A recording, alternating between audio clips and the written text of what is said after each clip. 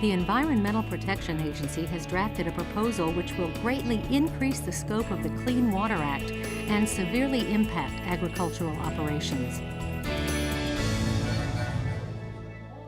The EPA is expected to release the draft proposal soon, opening a comment period during which farmers and ranchers across the country are urged to flood the office with email and letters, stressing how this will negatively impact their livelihoods.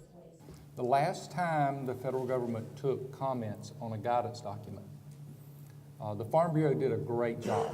State Farm Bureaus put their shoulder to the grindstone, and we had over 10,000 farmers comment on the proposed change in the guidance document. Would it surprise you that there was over 400,000 comments those submitted? So from just a purely political standpoint, we stacked up 10,000 comments and the other side stacked up 390,000 comments. We got our work cut out for us. Don Parrish, Senior Director of Regulatory Relations for the American Farm Bureau, and Virginia Albrecht, a natural resources attorney who has defended agriculture from the impacts of the Clean Water Act in the past, briefed producers on the issue during AFBF's annual meeting January 13th. Albrecht said the proposal includes a much broader definition of what constitutes waters of the United States. And the most important thing, from a farmer's standpoint, I almost forgot, is they explicitly include in their definition of tributary ditches, man-made ditches. And it doesn't make any difference if there's a break in the connection between the ditch or the tributary and the downstream navigable water, as long as you can sort of imagine that the flow would go from here to there. This is a property rights issue that would potentially affect all landowners, not just farmers. Jack Evans of Lonoke County was in the audience during the briefing and is ready to respond.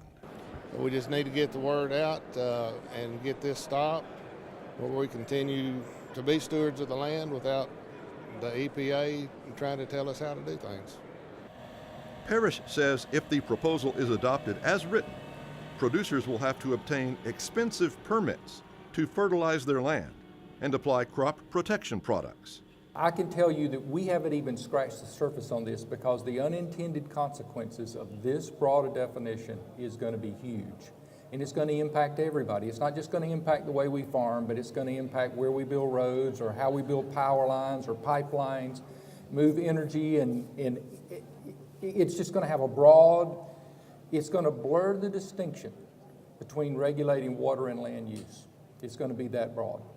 In their comments, farmers and ranchers should emphasize production practices that will now be regulated, the higher cost of new permits, and production time lost due to the length of time needed to obtain the permits.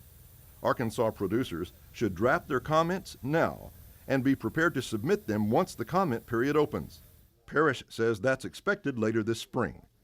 Instructions concerning how and where to submit comments will be emailed to County Farm Bureau offices and leaders.